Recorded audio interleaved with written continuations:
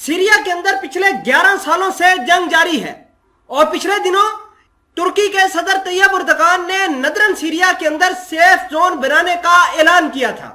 अब बड़ी अहम बात यह है कि अगले हफ्ते तेहरान के अंदर सदर तैयब एर्दोगान, रशिया के प्रेसिडेंट व्लादिमीर पुतिन और ईरान के सदर इब्राहिम रईसी इकट्ठे हो रहे हैं।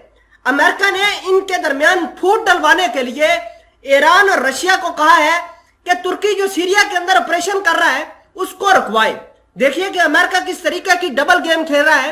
एक तरफ टर्की के साथ मिलकर मुख्तलिफ ममालिक के अंदर अलायंस बना रहा है और दूसरा टर्की के खिलाफ ईरान और रशिया को उकसा भी रहा है कि आप जो है वो तुर्की को रोके कि वो सीरिया के अंदर सीरिया की सॉवरेनिटी को चैलेंज ना करे। मैं इस खबर का प्रूफ आपके सामने रखूंगा। छोटी सी गुजारिश है कि आप इस वीडियो को आखिर तक देखिए। हसरत टीवी को सब्सक्राइब करके पास मौजूद घंटी के निशान को दबा लें ताकि लेटेस्ट न्यूज आप तक पर वक्त पहुंचती रहे। स्क्रीन पर देखिए जिसके अंदर लिखा है कि US back SDF calls for Iran Russia's help against Turkey. ये यूएस एसडीएफ कौन है? ये वो शख्स है जो अमेरिका का बहुत बड़ा लायल है और ये कुर्दिस्तान का एक बहुत बड़ा लीडर है जो कि सीरिया के अंदर सीरियन गवर्नमेंट को भी नुकसान देता है और इसके साथ साथ ईरान के खिलाफ भी काम करता है और यही वो शख्स है जो टर्की के खिलाफ भी लड़ता है, अमेरिका से पैसे लेता है और ये तुर्की के खिलाफ लड़ता है। अब इस शख्स ने ईरान से कहा है, रशिया से कहा है कि आप हमारी मदद करें। बेसिकली इसके ताने बाने अमेरिका से जाके मिलते हैं। ये जो शख्स है जिसने अपील की है तुर्की को रोकने के लिए ईरान और रशिया से, ये बेसिकली चाहता ये है कि रशिया, ईरान और टर्की जो तेहरान के अंदर अगले हफ्ते इकट्ठे हो रहे हैं, ये मीटिंग किसी न किसी तरीके से खराब हो जाए।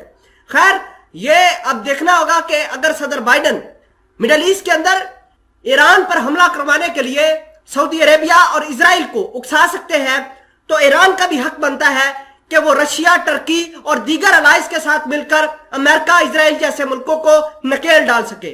नाज़रीन ग्रामी, कल भी शहजादा मोहम्मद बिन सलमान ने ईरान को लेकर बात की थी।